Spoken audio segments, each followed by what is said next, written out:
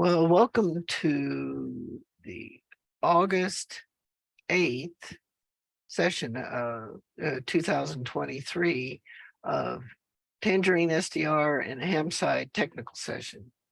My name is Dave, KV0S, and this week I've been polishing my K9Q radio skills, doing nightly builds and keeping things running, learning control structures and helpful software. So I'm going to be able to describe how to do that once I get a little more practice.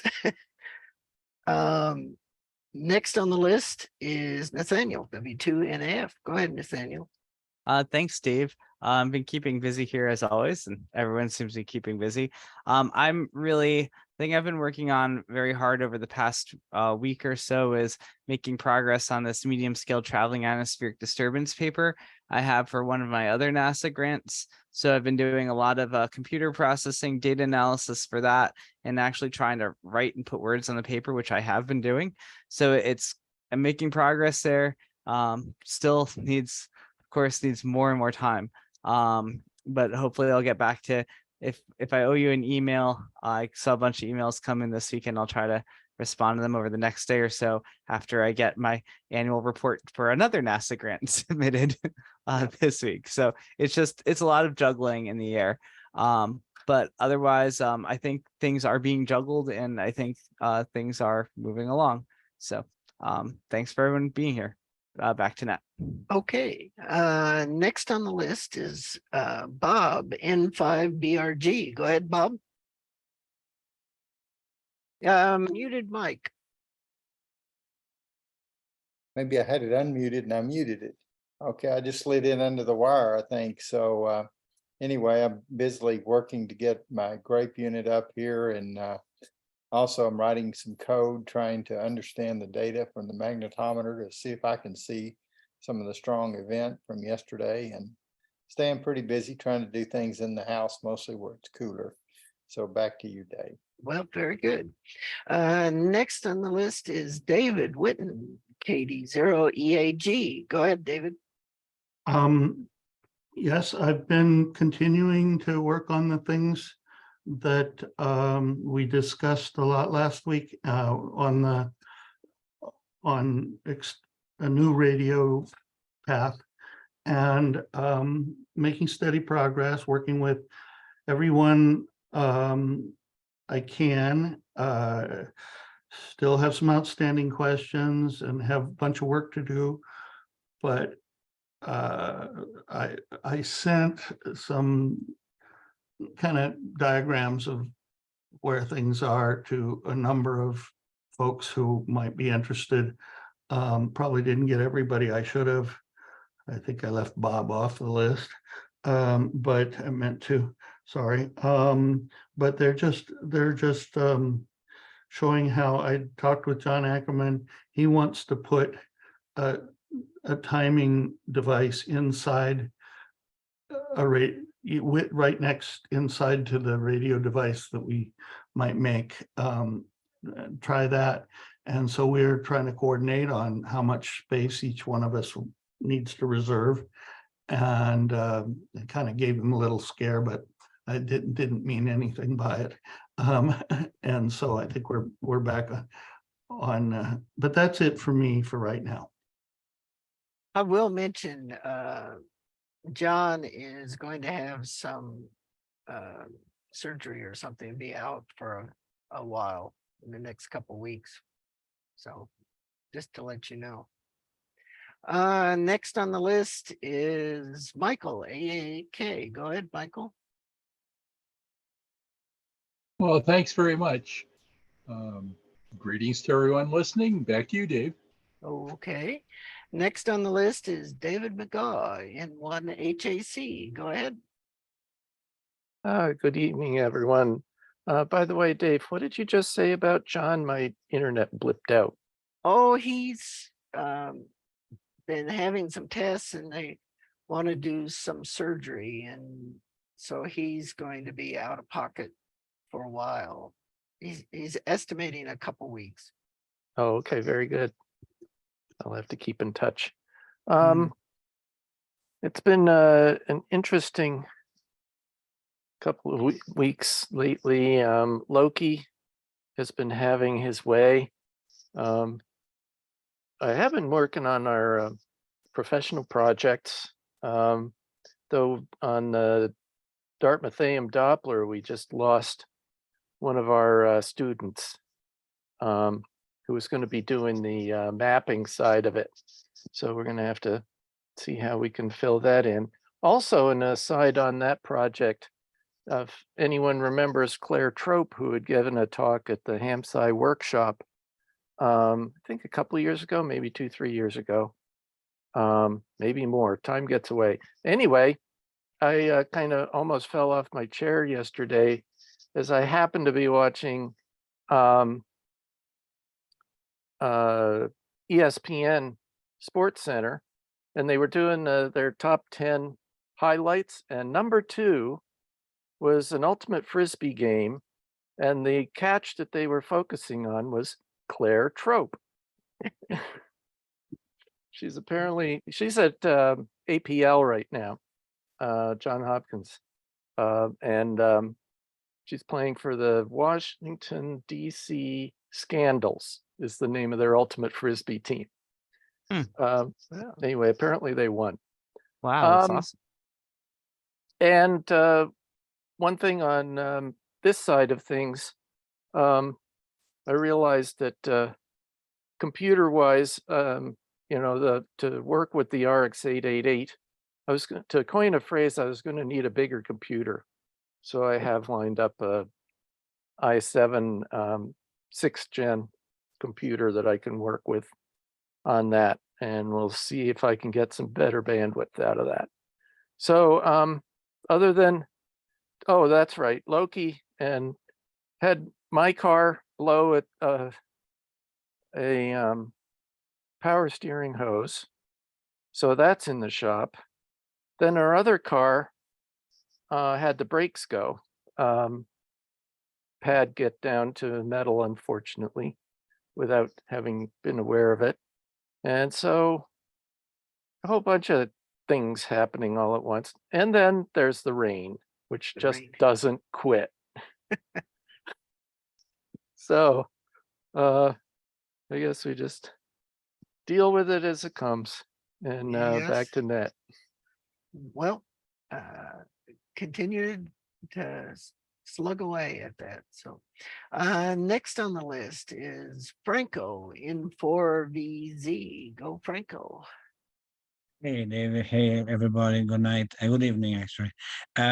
This week I've been, finish up that module for GNU Radio, the RTP module to read directly from the radio, the app from KNQ Radio.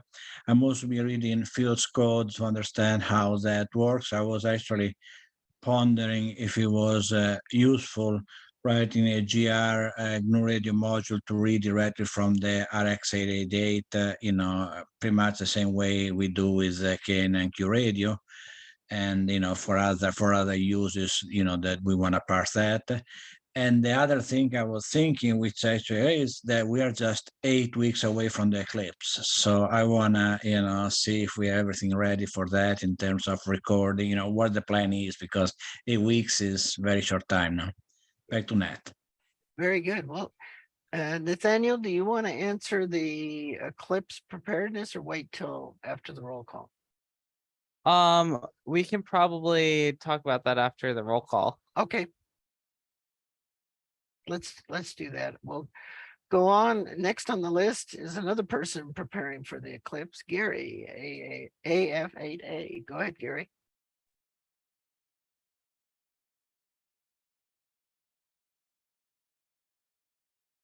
Are you there? I see you talking, but I don't hear anything, and it doesn't show muted. I do read your message. That was just the wind outside, so that's good. And if not, never mind. There you go. Okay, sorry. We've got a skunk issue, and my wife heard noises outside, so I had to go check. No, I'm working on sighting the grapes. We got another one of our holes filled in the map today, so that's a good thing. That's it. Back to net. Well, very good and good luck with keeping all those balls running. Next on the list is Hillman, KD2 MCR. Go ahead, Hillman. Hey, good evening, everyone. Yeah, as usual, I've been pretty busy, especially in the summer. Lots of travels to many different meetings and field work. Just came back after multiples of trips and working on a paper, working on data sets. Especially, we submitted the abstract to AGU. One of the abstract that we'll be working on would be the ham side magnetometer work. So probably I'll have to contact you guys for more help. But that's it. Back to net. Very good. Just a question, is that the South Pole behind you in that picture? Oh, this one? Yes, Yes. Yes. very good. That's the recognition paper that I was given. Very good. I came back. Okay, next on the list is Jay Schwartz, WB8 SBI. Go ahead, Jay. Well, not a whole lot here from the Motor City to report. Nothing new ham radio wise other than my Morphine junk antenna. There's an L bracket to hold the counterpoise in place. It's aluminum. MFJ does not make it anymore. It's broken. It's failing. So that affects the antenna performance. So it's only, it's about this big, something like that. So the thought is, if anyone knows a fab place where I can talk to them or order something or communicate with them and say, I need one of these fabricated, because MFJ doesn't do it anymore. I've checked. They don't stock it anymore. It's a discontinued antenna. So if anyone knows a metal shop that does that, please pass it along to me. Yeah. My call sign at the league for the email. And thank you in advance.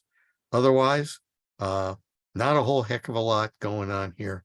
So I'm going to drop into monitor only mode. Okay. And I may vanish sometime before the top of the hour. And if I do hang around, if I don't, 7-3 to all, catch you later on down the log, and I'll look for an email. Otherwise, take care, everybody. 7-3, back to net. Okay. Next on the list is Joe, W7LUX. How is it in sunny Flagstaff?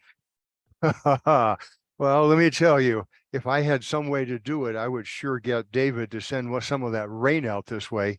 We normally get a summer deluge here called a monsoon or summer rains or whatever, and we just haven't had it.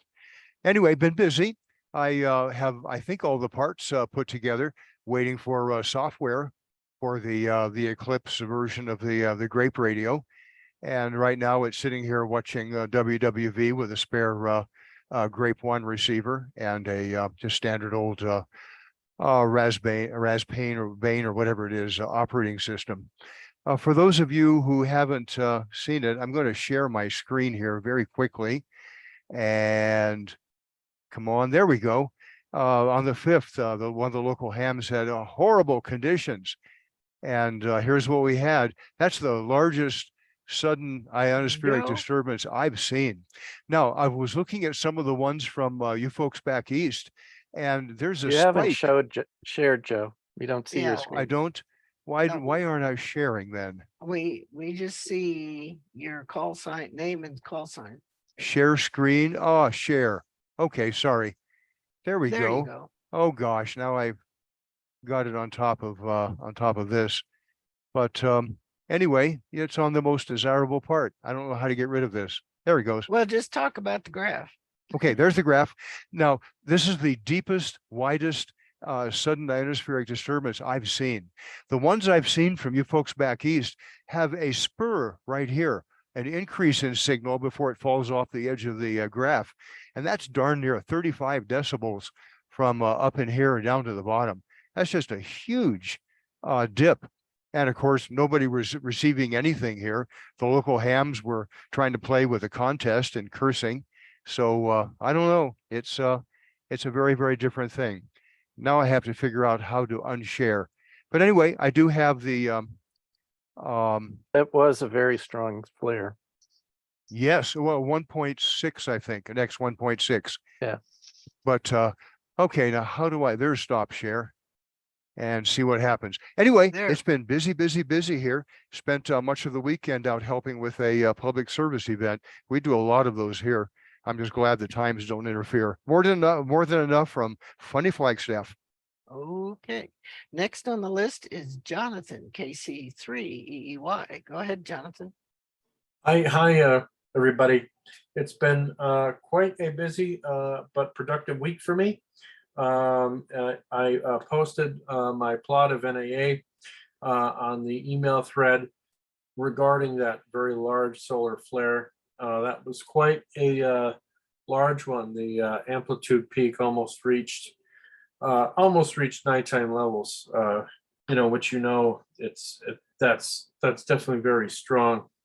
And so in VLF, you get a propagation enhancement as opposed to a propagation diminishing in HF. So you get the opposite effect. And it's seen very clearly. So, and in these sorts of events, the path is quite important. And, yeah, that was actually pretty powerful.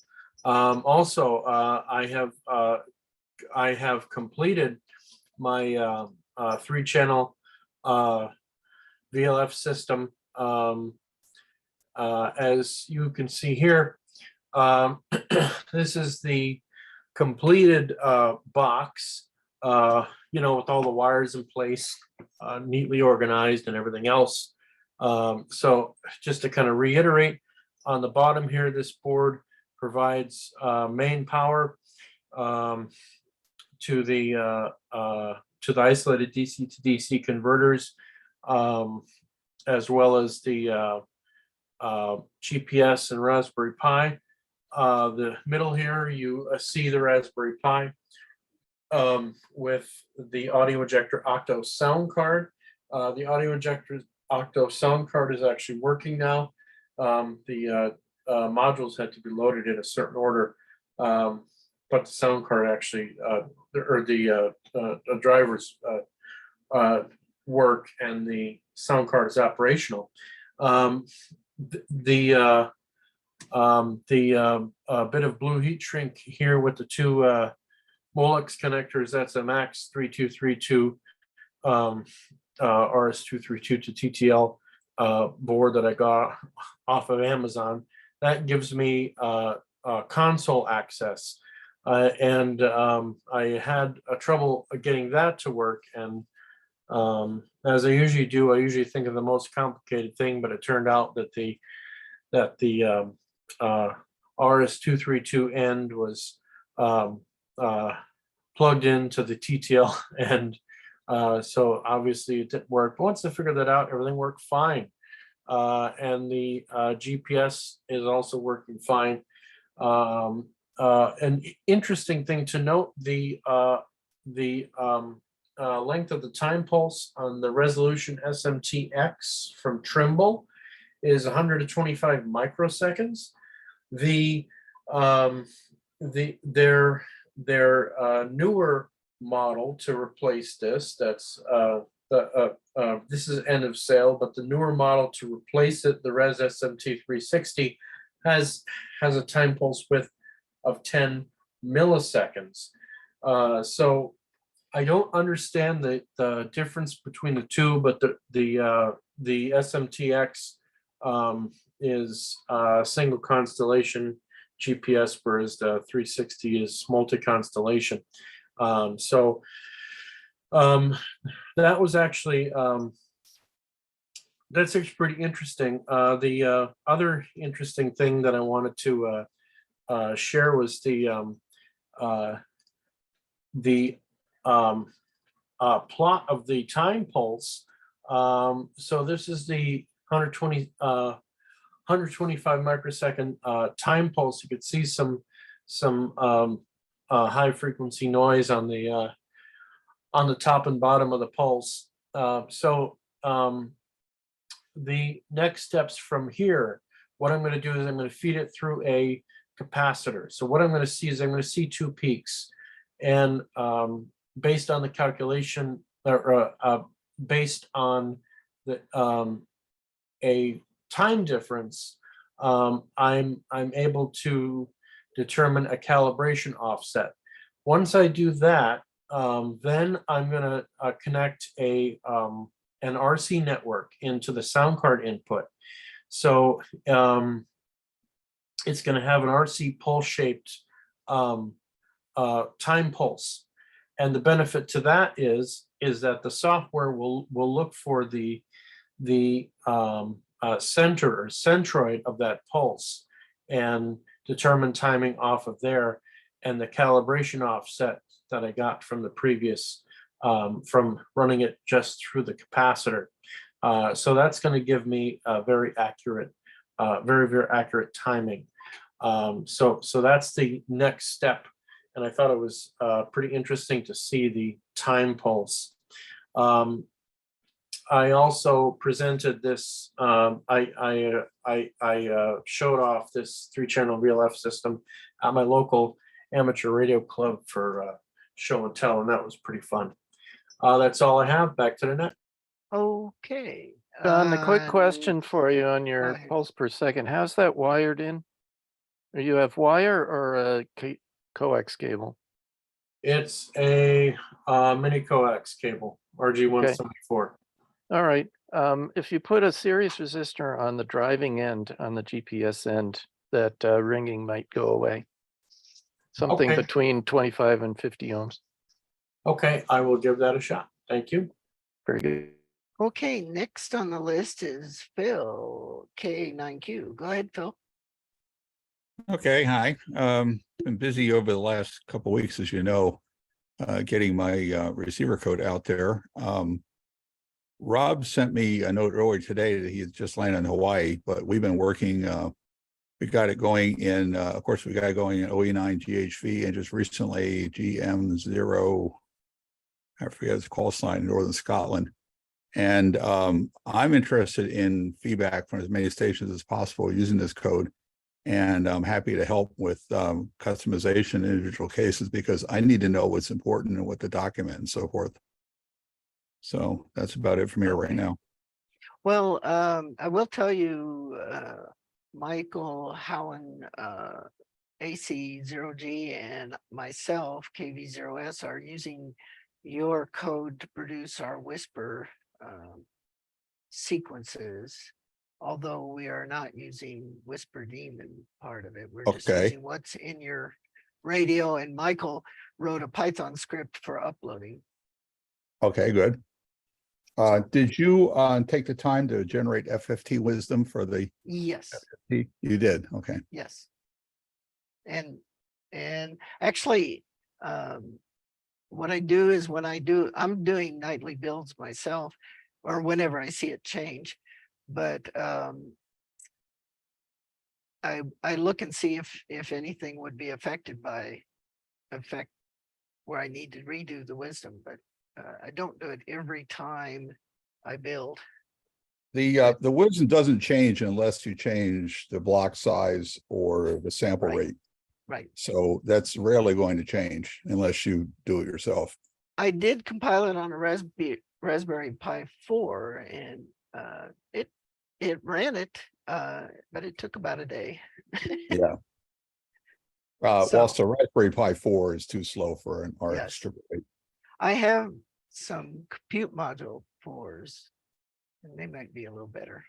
No, I don't. I was going to use it for things like APRS and oh yeah, sure. I mean, I use stuff old like that Pis for APRS with old FunCube dongle receivers because they're so slow. Yes, that's fine. So, But- but I have been keeping notes on everything that I'm doing. So I've got some feedback for the documentation. Okay, if I can start working on the code, I can go back to doing the documentation. Also, I got a huge pile of email yet to be answered. I find I can either hack code or answer email. I can't do both. It's a big mental switch, go between those Okay. two modes. Well, I understand. That's how I feel about writing papers and Yes, coding and emails. Just that's the life of an academic is you have to write papers and you have to do research Right, and you have to teach classes. and answer emails. right. Very difficult. Yeah. Are we done, Phil? Yeah. And Okay. Lion's I Club. want to jump down and make sure I get Tom N5EG. Go ahead, Tom. And I Oh, good evening, Dave. recognize I have Rob yet to go. Okay. Been a busy week. I dug a Raspberry Pi 3B Plus out of the junk box and got KA9Q running on it and ran Wisdom on it. It took about 3 hours to run the Wisdom on the 3B Plus. So I think that's good. I'm planning to put an RTL SDR on it and see how it works. I've got That should be fast enough. Yeah, I built a power injector. I stole my lab bench power supply for a Tangerine, so I have a wall wart powering up my active loop antenna, and got that connected to the RX888 using SDR console, and on 10 megahertz with the active loop sitting on the floor of the basement. WWV jumped up about 30 dB out of the noise, so that's pretty good. So that's all working. I've ordered the Raspberry Pi fan. What I'm going to do is pull the end plates off and drill a bunch of holes in them for ventilation, then put the plates back on. And I've ordered a UFL to SMA adapter or a pigtail cable, and I'll put one of those sticking out of the package as well. And then lastly, I installed a GRRSP from Franco, and that worked fine. I had one compile error, and that was just a dependency. I need libbsd-dev to make it compile, but came right up and makes an icon. I haven't tried to run the flow graph yet, but it instantiates as a graphical object in the flow graph. So that's been this week. Very good. Tom, you say you were using RTL SDR. What are you using for? I was just going to use it to suck down some repeater channels.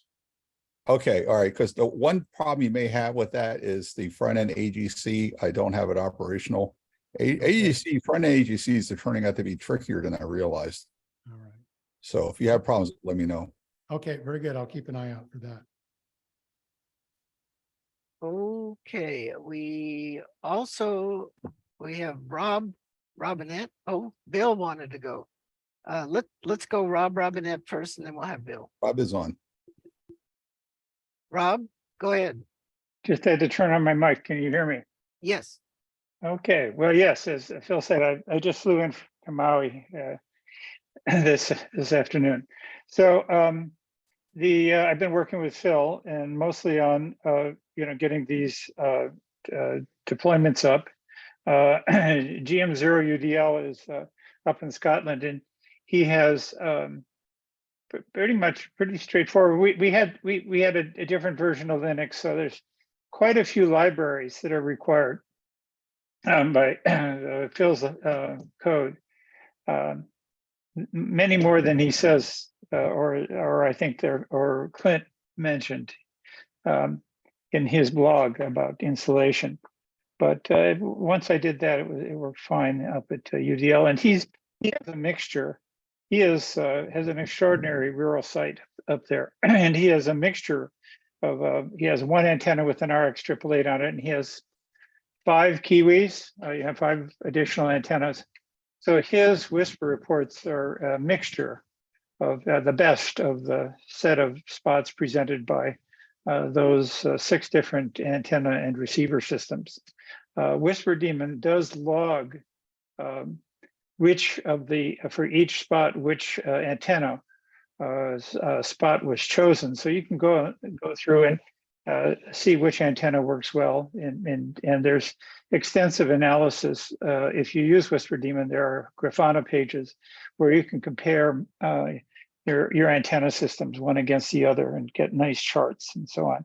So I think that and I realize now how easy it is to mix additional antennas, each with its own RX888 and receiver. As I think maybe you guys have seen that I've found that the Orange Pi 5 works superbly. It's $100. It's the rock chip. It's an 8-core rock chip with 4 A76 cores on it. Phil's code allows you to spawn off 4. Well, we chose 4 FFT threads, which meant another cores was more than 50% busy. So that the whole system, you can decode everything from 2200 through 6 meters, all I guess 16 whisper bands on a rock port on one of those Orange Pi 5s. So that'd be my recommended platform. As I think you guys have seen, it does require an external powered USB 3 port. But other than that, the installation is flawless. It's trivial. It's 5 minutes to get the whole thing installed and up and running. So that's my next thing is to like to work on WWV IQ reporting for so we can upload grade 2 format data. And I think, Bill, you're now back. Maybe we can find some time to work together. It's easy for me to make the recordings. I just need to know what bandwidth and format you want. But Phil's makes it very easy to add 5 WWV channels to all these systems running Whisper Demon 3.1 can also be listening on WWV and uploading Grape 2.0. I just need to understand what we need to do, how to transform a IQ wave file and into a format and go through the process of uploading. That's kind of my next major task on Whisper Demon. Yeah, So I'm not Net. exactly back yet, Okay. but later in the week or early next week, we should get together. Okay, well, it's a 6-hour time difference right now. I'm 6 hours earlier, so Right. so it may be later in the month. Although it'd be nice That's to fine. have this. Yes. It'd be nice to start this process in enough time so that all of the Whisper Demons sites would be up and recording in time for the October 14th eclipse. So that's kind of my deadline for that feature. And we need to be beta testing, I think,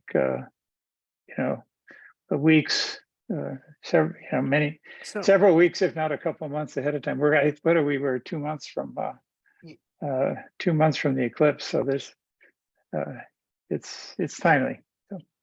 So Rob, can I let Bill give his report? Yes, I'm done. Okay, so Bill, go AB4 EJ. Go ahead, Bill. Yeah, thanks, Dave. Well, I'm still in Detroit. I came up here to help my son and his wife have a new baby, and they're getting ready to move. So I'm helping with packing and whatnot. But over the weekend, we also went to the Detroit Scottish Highland Games, which was very much fun, like it always is. Anyway, I've been spending most of my time working on the software for applying the FFTs for the LSTID detection, and very little towards the this project. Although I did receive a couple of grapes and some SD cards from John Gibbons in the mail, and I'm going to be working on polishing up the image and testing techniques for burning those to SD chips and to make some bespoke systems for people. So that's about the report from here. Back to Net. Okay, so I think I've called on everybody, and I wanted to turn it back over to Nathaniel to give us a eclipse update. Sure. Well, we've got a few, I may actually turn it over to Gary, because we have a few major projects going on. The major ones are the grape deployment, and also the getting ready for the solar eclipse QSO party. Gary, do you want to fill us in on where we are with these things? Yeah, I can do that. Is my audio working again? Yes. Yes, it sounds good. Okay. So far as the grape project, we're going to be deploying for the October eclipse events, the Grape 1 receivers.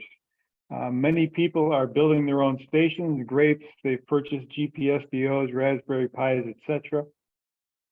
There's a dozen or so where Hamside Grants will be supplying the stations to them.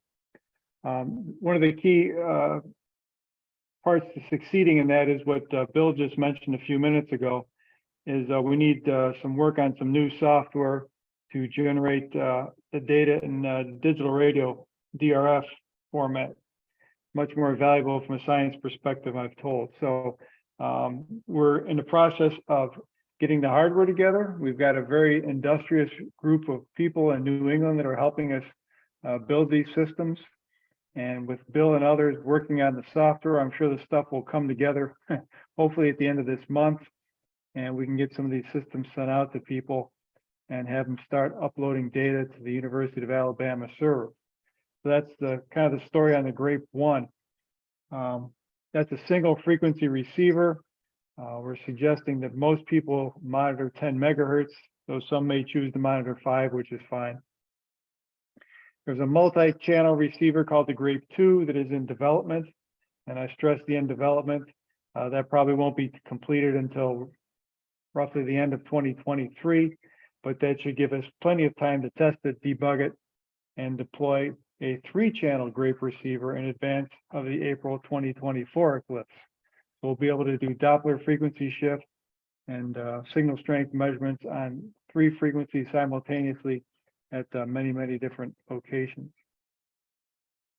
The other things we've got going on are the events to get the average Joe and Jane Ham on the air for the eclipse events, to generate essentially spots in the reverse beacon network, PSK reporter, Whisper Demon, and those sorts of places.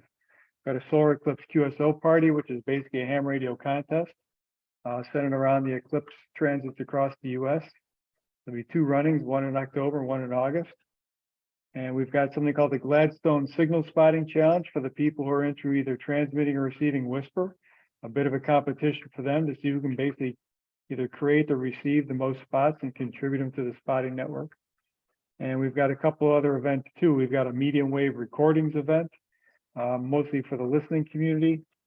And we've got an interesting time delay or time difference of arrival event that Steve Serwin is heading up. That'll be a much smaller event than the others, probably 10 to 20 participants, but yet another way to look at the ionosphere and how it reacts to the eclipses. So long story short, we've got some technical things going on. We've got some hardware going out. We've got some software being developed, and we've got these competitions that are pretty well established, and we're doing a lot of publicity to get as many hams as possible involved. I think that's probably good. If there's any questions, let me know.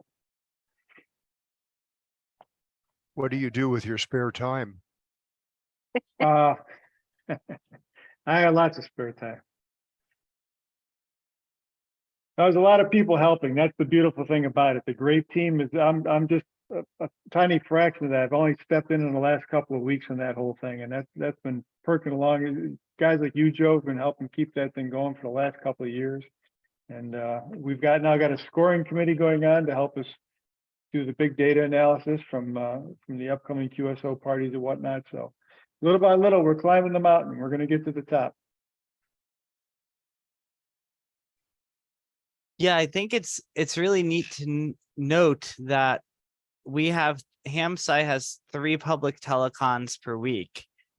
This Tangerine Clementine Telecon, we have the Thursday morning Grape Telecon, and the Thursday afternoon Solar Eclipse QSO Party Telecon, and they're all well attended with somewhere between 15 to 20 people, and there's some crossover between the different groups, but there's also a lot of people that are just show up to one. So when you go to the different groups, they really have a different feel. And so I know some of the people on this call know that, but I think that's really good. And I think that's really healthy. And there's just a lot of motivated people. So I think things are going in a good direction that way. And then I think, like Gary said, there's a scoring committee now too. And, you know, there are meetings and telecons that happen without me being there too, which is actually really neat. So I think this is all really, really nice.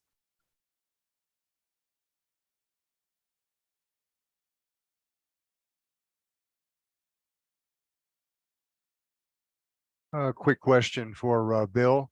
Bill, what format do we put on this 4 TB hard disk? Right now, it's got ext4 on it. For the grape, For the Eclipse grape. ext4 should be fine, I would think. Okay. I won't change it unless something comes up. Okay, thanks, Nathaniel. Yeah.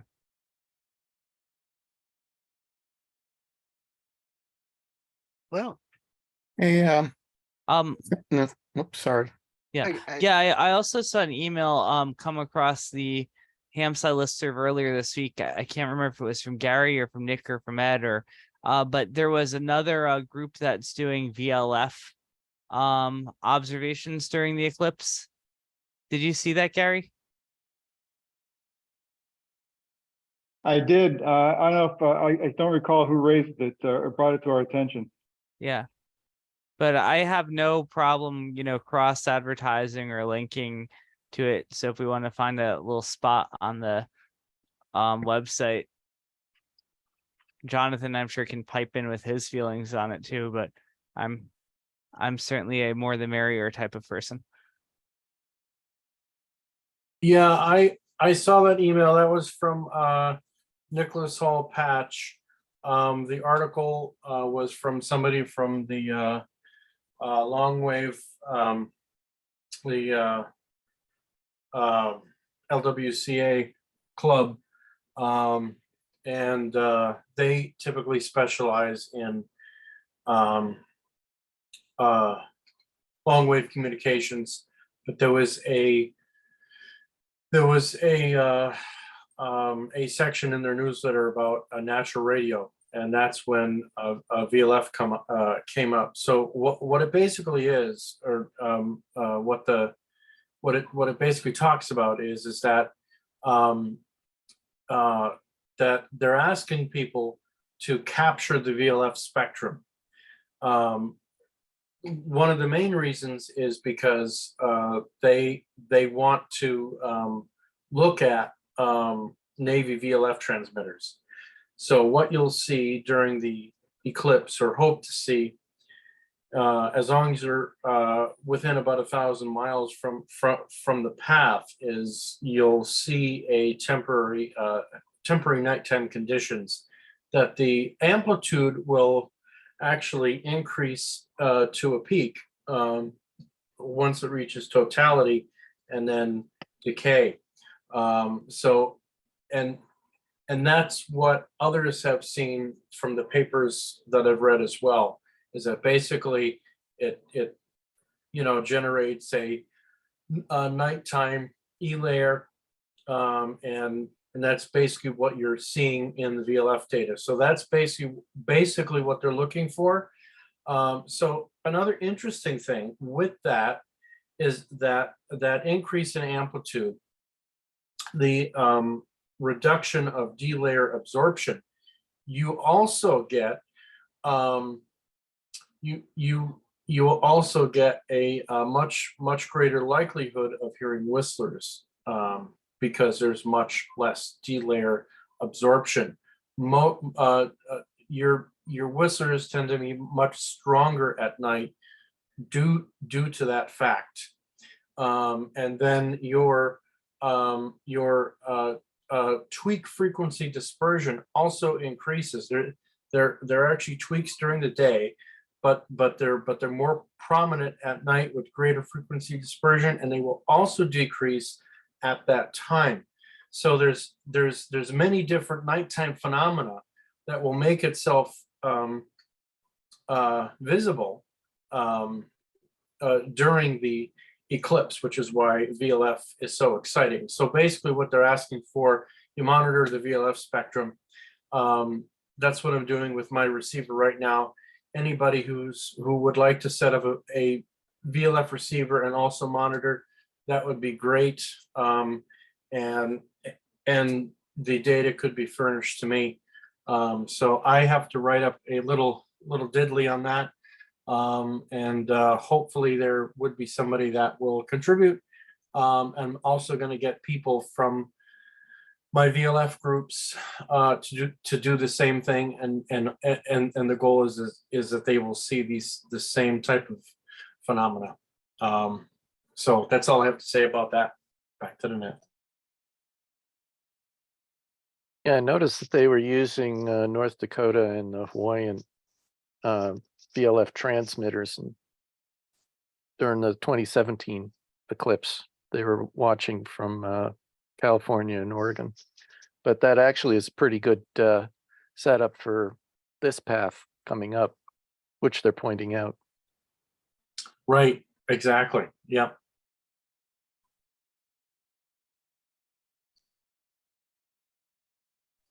Yeah, path is actually quite important here. So unfortunately with this, with my VLF receiver being in the Northeast, it doesn't really see, I don't really get very strong signal, especially in the summertime when there's more noise from lightning. But but hopefully by the time October comes around, lightning noise will decrease a little bit, and we'll have a better observation. So yeah, it'll be really cool to see. And actually Steve Serwin, he has a recording of WWVB during the 2017 eclipse, and it was the same thing. It was at peak, and it peaked during totality. So that's what we're hoping to see.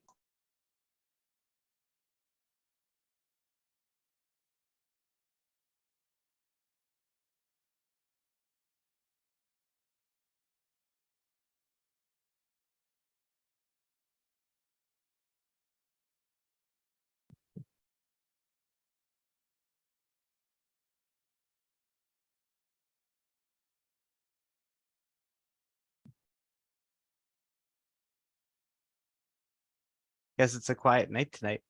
Well, Dave Whitten had some things to talk about. He did. He had some nice figures and things that he made up this week. Dave, are you still there?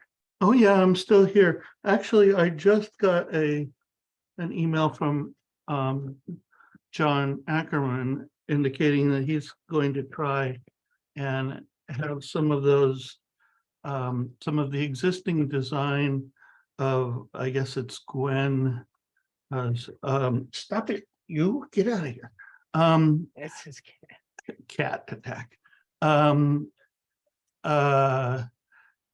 The GPSDO that he wants to incorporate in a radio, he's got the design as a separate thing, and he's going to send off some of those to JCL PCB just to get to test the process.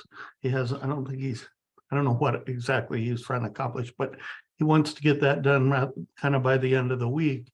And I'm going to be out of town for the end of the week, but what I was showing before the meeting started, I did send it to a good number of people on the list, but is just kind of the internal layout that John and I have been discussing for experimenting with new radios. Basically, we're working with a card about this size. It's something in the Euro card family of, it's 100 by 100 by 160 millimeters, I believe. And so there are good Hammond cases and things readily available for these. I've worked with them for years.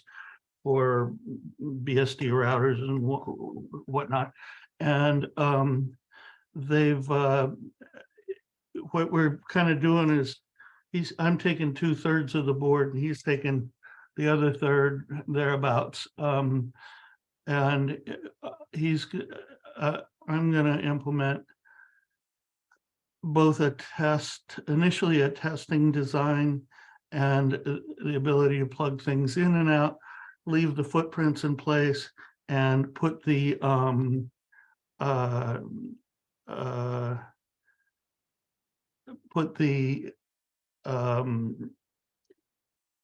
GPSDO next to it on the board, and we will be able to plug in modules, different ADDs and different things on, to some extent, on the board while we're testing, but we also will be able to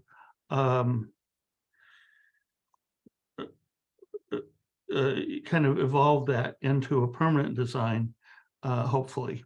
So I'm gonna maybe I'll just share the screen over here. See if you can see that. This is, I kind of alarmed John a bit because I didn't make his area quite as big as my area, but and because I didn't go back and reread the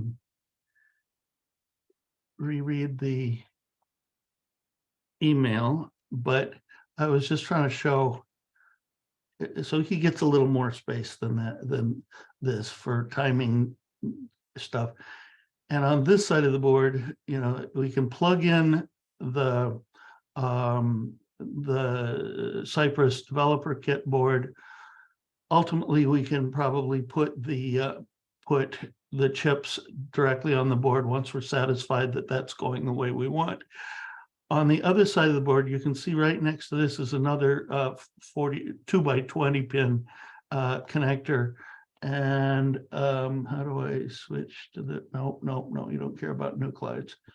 Here on the other side of that board, you can see there's a right angle 2 by 20 that the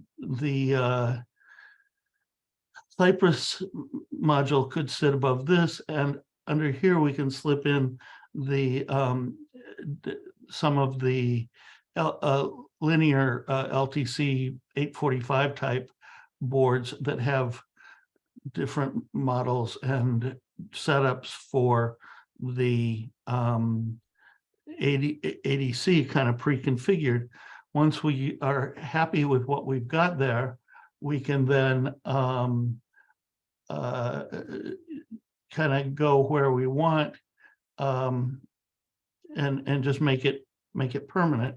The case that John's interested in is a Hammond type case, but how do I unshare this now? Go. Oh, there you go. And I want to share something else just to this board also. Where did it go? No. I had it here. No. Where did it go? Well, you'll live without it and be little the worse. But it was just a PDF of the board, kind of as the layout is progressing. Now he's looking at a case that is similar, kind of similar to this. This is a classic Hammond case for this size board, but this is an older one, and the newer ones have supposedly on the bottom plate, but you can use it either way. They have a slide out plate as well as detachable end plates. And I think that should heating concerns become, should we find that we are concerned about heating, which we already have been, this case is a little bit shallow but vertically for some of the things. It'd be hard to put a fan in the end of this, I suspect. But there's ones that are just that much, just twice that high, and fans work nicely with those. I've seen those a lot of times. There's also the possibility of using direct contact conduction to the case itself and setting the whole thing on a big bar, on a big bar of dry ice or something. I don't know, whatever you want. Some heat sink anyway. And so I think that's a versatile enough way.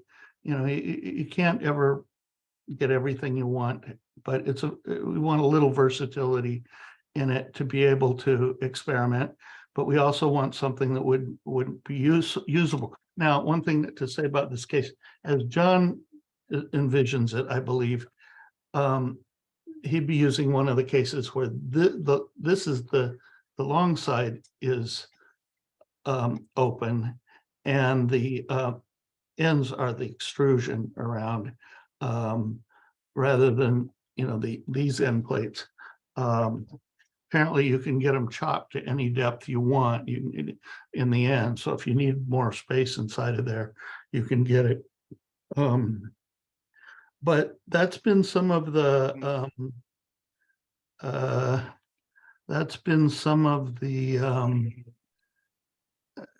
stuff that's taken up a bit of time this week. Yeah, 3U by 160. I'm looking at this vector board that you're saying, well, I would really, for prototyping, I'd really like one with more holes and less just fiberglass than that. But are you talking about a 3U Euro card? Which that one is? It looks about the same size you're it's showing us. It's 100 millimeter by 160, and this is showing 1.57 millimeters high. That's probably, it look. Yeah, 100 by 160. Yeah, 100 and by, then it would be a 16th inch. yeah, that's exactly this. Yep. Yeah, exactly. So that's vector. As I said, they do have those if you're looking for something that size. Sure, good, thank you. I think that's, it's nice to have a few that are just perfed. Though we will go fairly quickly to using, board assembly. The old eyesight and jittery hands not being what they once were, if they ever were. So that effort's going on. I have contacted everybody I could think of who might have something to, I'm sure there's some other good sources out there, some suggestions. I've got an email out to Oscar Stella in Italy, but I didn't get that done until like either early today or late yesterday. And so he'll answer me when he has time, I'm sure. But I'm not, those were mostly questions along the lines of, did he have any final, after having worked with us for a while, did he have any great wisdom that he could bestow upon us from, lessons learned that would save us, stubbing our toes. Hopefully he'll have a few suggestions, particularly about components and why he's used different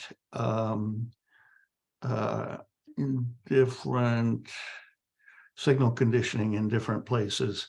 I suspect some of y'all who are smarter about such things than I am can ultimately puzzle that out. But a lot of it looks like it might be around frequency response, an area where I know truly nothing. But the goal here is to make a very, it's just to start with the basics and embellish from there as needed. And as we kind of start thinking why didn't we do that in the first place? So, Dave, I know Oscar is the beach these days. okay, Yeah, well, in Italy, August until the 20th, you don't find anyone. It's the way it works over there. So you'll see. my sister-in-law and niece decided, who knows why, to go to the beach, or go to, a beach house in Italy for the last couple of weeks. And they couldn't have picked a worse conceivable time to do it, I think. Yeah. I think they're going to Greece a little later on, in a month or so, if there's any Greece left. But yeah, it's kind of the way, you can't plan too far ahead. But anyway, I'm not going to be able to get anything off, certainly not. In fact, I'm moving faster than I ever intended to, but I do not imagine having anything sent off to someone like JCL PCB until at least a week after I get back from Europe, which will be close to the end of August. I'm leaving Sunday and I'll be back. It won't be quite 2 weeks, but I'll be dead I'll be dead when I get back. So, but I'm going up into the mountains. So, but then maybe we can think about getting something, be a month or so before we have anything to see if it even works, but maybe we can get something. That's my corner of the world, So John, and the gist of it is John and I are working more closely together than before. And I do my best to try and send out, copy people on anything that I think they could conceivably be interested in. Sorry if I'm spamming you and you really aren't, but I mean well. So that's it for me.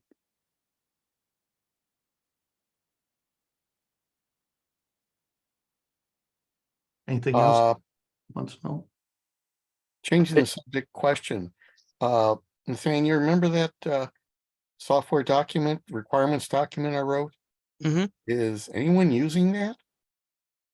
I would have to ask Gary and the scoring committee. Okay. Jay, we are just having the first meeting with the scoring committee on Tuesday. So we're just dipping our feet in the water.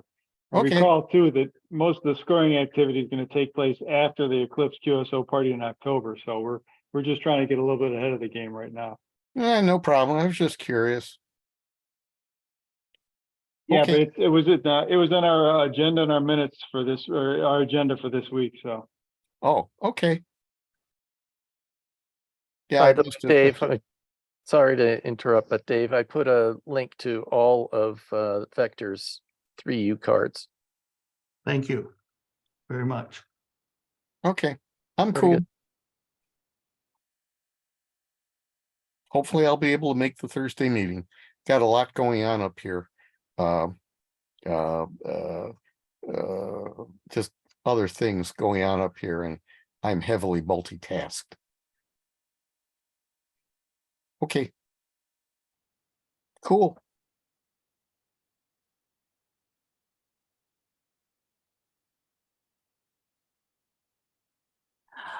I think I'm going to say 73 for this evening. I can leave the chat on, but I might go keep working on the paper and trying to get some of these other things under control. Thank you very much, everybody. Thanks, Nathaniel. 73. Have a good night. Thank you, Nathaniel. Thank you. 73. 73 all. everyone. Yeah, Good night, all. if you'd leave it on, I'd appreciate it. Jonathan, are you can you hang around for a couple of minutes?